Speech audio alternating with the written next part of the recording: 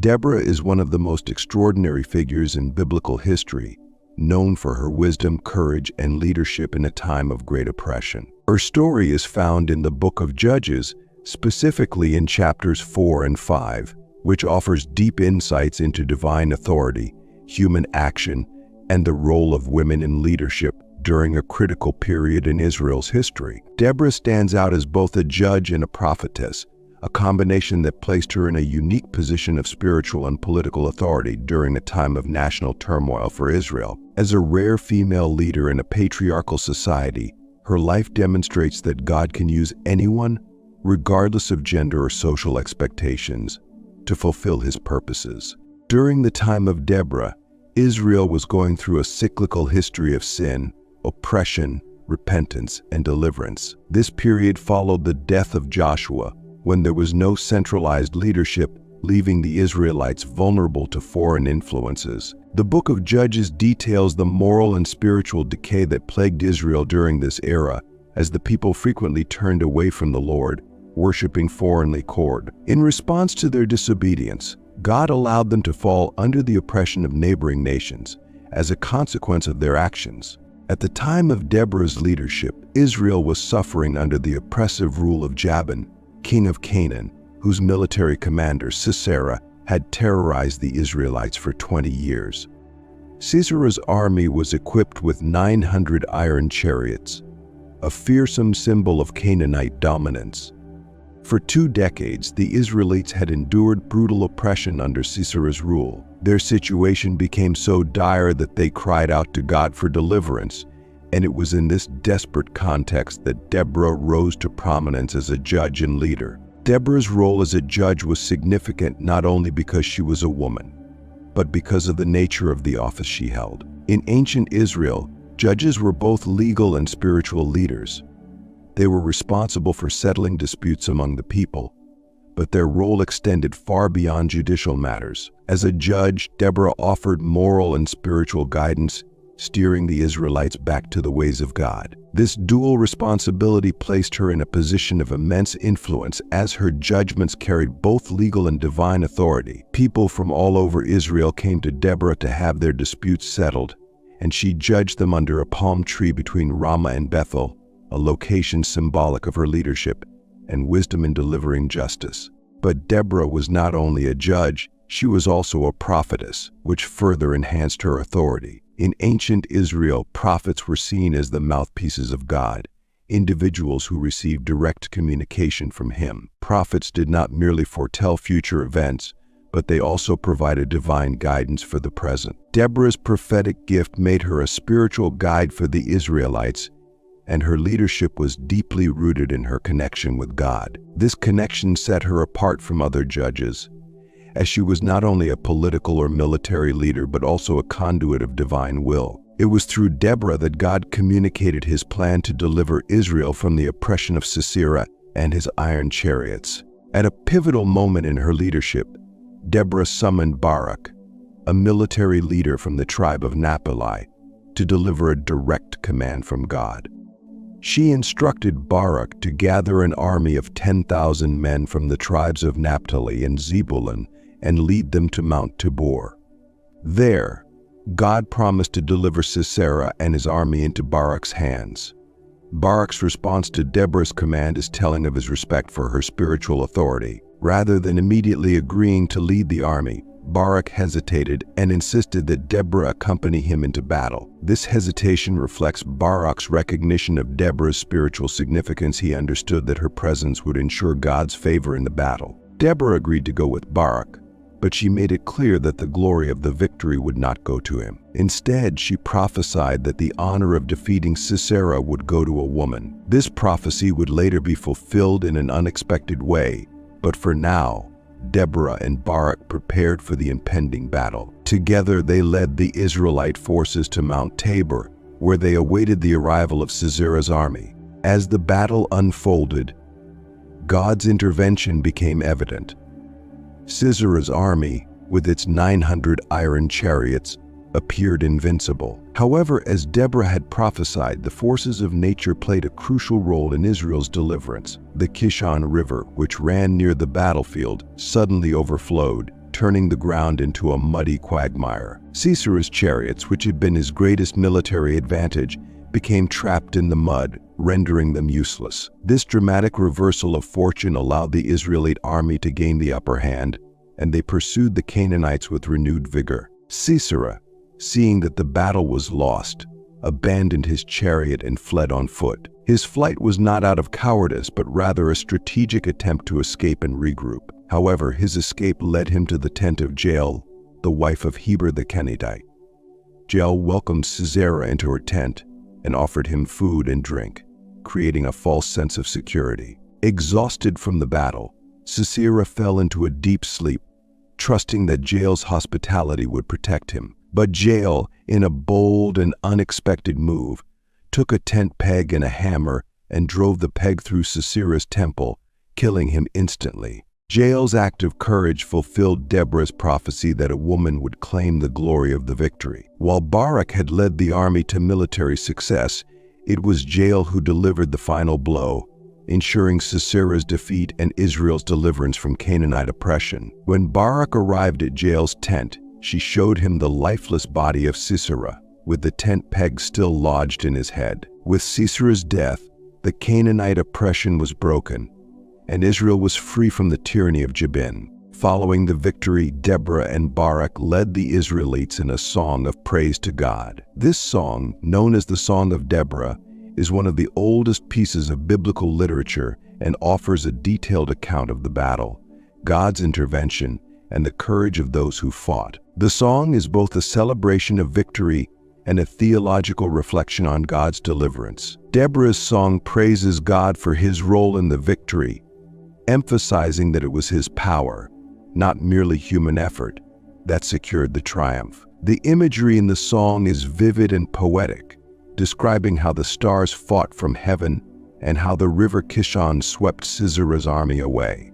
The Song of Deborah also highlights the participation or lack thereof of various tribes in the battle. The tribes of Zebulun and Naphtali are praised for their bravery, while other tribes are criticized for their reluctance to join the fight. This critique reflects the fragmented nature of Israel during the time of the Judges, when tribal loyalty often outweighed national unity. Deborah's leadership was instrumental in uniting the tribes for a common cause, but her song serves as a reminder that not all of Israel responded to the call to arms. One of the most poignant moments in the Song of Deborah is the reflection on Sisera's mother, who is depicted waiting at the window for her son's return. Unaware of his death, Sisera's mother imagines that her son is delayed because he is dividing the spoils of war. This moment of tragic irony underscores the human cost of warfare, even for the enemies of Israel. While the song celebrates the defeat of Sisera, it also acknowledges the grief of those left behind, adding a layer of complexity to the celebration of victory. Deborah's story has far-reaching implications, not only for her time but for the broader narrative of Israel's history and theology. Her leadership challenged traditional gender roles, demonstrating that God's calling transcends societal expectations. In a time when women were rarely seen in positions of power, Deborah's role as a judge and prophetess set her apart as a unique figure in biblical history. Her example paved the way for other women in the Bible, such as Miriam, Huldah, and Esther, who also played significant roles in God's plan for his people. Deborah's story emphasizes the importance of faith and obedience.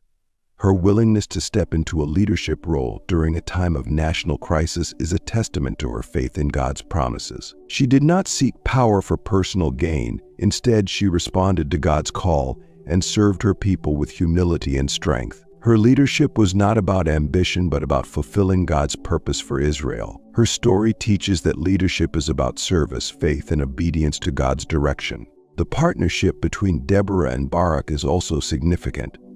Their relationship illustrates the balance between divine instruction and human action. Deborah, as God's prophetess, provided the divine directive, but it was Barak who carried out the mission. This dynamic between spiritual guidance and military leadership highlights the interplay of faith and action in achieving God's purposes. Barak's hesitation to go into battle without Deborah's presence underscores the importance of spiritual authority in the conflict. His reliance on Deborah's leadership reflects his understanding that the battle was not just a military endeavor but a spiritual one as well. Deborah's legacy extends far beyond her time as a judge. Her story has inspired countless generations of believers, both men and women, to step into their God-given roles with courage and faith. In later Jewish tradition, she is remembered as one of the 7 prophetesses of Israel, alongside figures like Miriam and Esther. Her story is also a reminder that God's deliverance often comes through unexpected means. Whether it is a female judge, a hesitant military leader, or a Kenite woman with a tent peg, God's ways are not our ways. He uses the unlikely and the overlooked to accomplish His purposes, demonstrating His sovereignty and grace. The significance of Deborah's story lies in its multifaceted nature.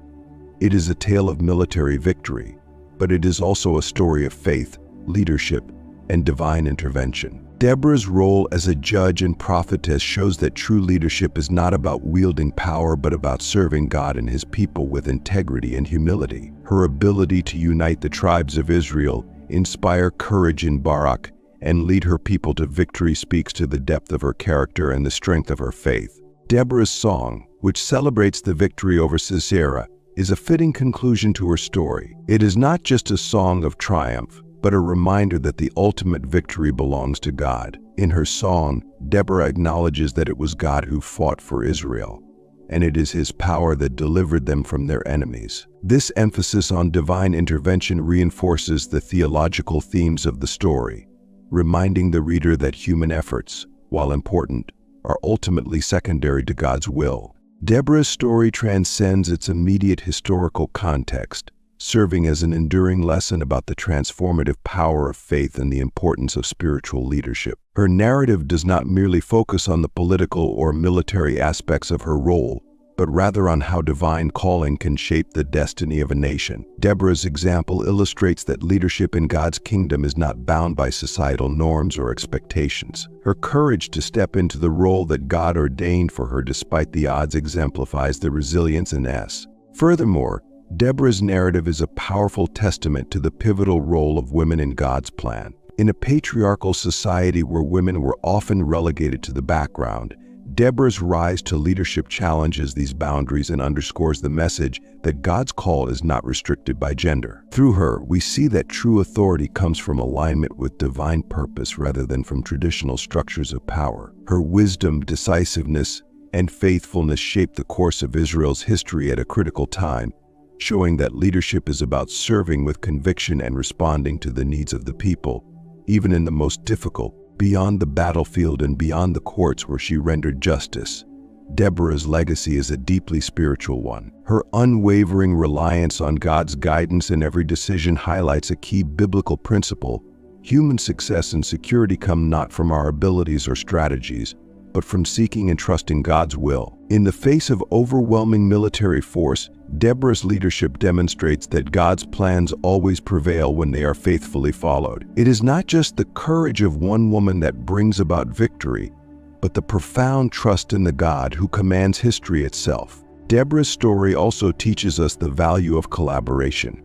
Her partnership with Barak exemplifies how God often brings together different individuals to achieve His purposes. Each had a role to play, Deborah providing the prophetic guidance and Barak executing the military action, illustrating that God's work often involves multiple people, each contributing their strengths. The story shows that while leadership may come from one source, the victory is communal, involving those who are willing to step up and follow God's direction. Jael's role in the defeat of Sisera further enhances this theme of unlikely heroes in God's grand narrative. A woman of humble status, she takes down a mighty commander, proving that God often uses the unexpected and overlooked to bring about His justice. Jael's actions, alongside Deborah's and Barak's, culminate in the complete overthrow of Israel's enemies, showing that in God's economy, no one is too small or insignificant to play a part in His plans. Theologically, Deborah's story invites reflection on the theme of divine justice. The oppressive regime of Jabin and Sisera represents the forces of evil and chaos that threaten God's people. Deborah's rise as a judge and prophetess represents God's response to this evil,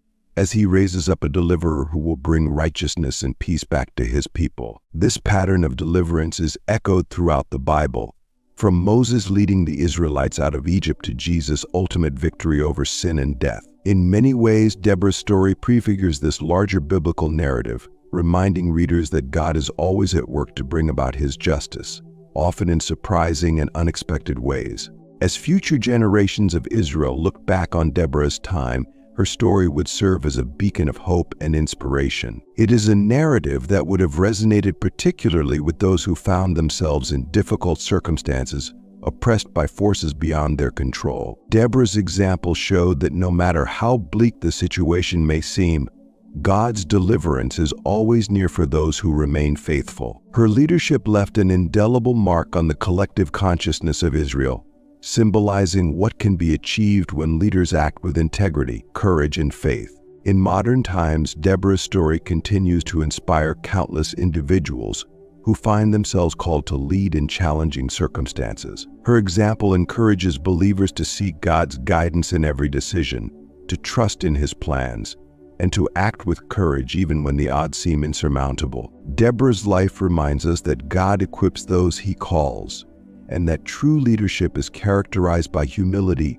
obedience, and a deep reliance on divine wisdom. Ultimately, Deborah's life and legacy point us toward the power of faith to transform not only individual lives but entire communities and nations. Her leadership broke the cycle of oppression for Israel, offering a moment of peace and restoration. In the same way, her story invites each of us to consider how we might step into our own roles, responding to God's call with boldness and faith, and trusting that He will guide us through the challenges ahead. Deborah's life is a testament to what happens when we align our actions with God's purposes, serving as an enduring example of faith, leadership, and divine justice.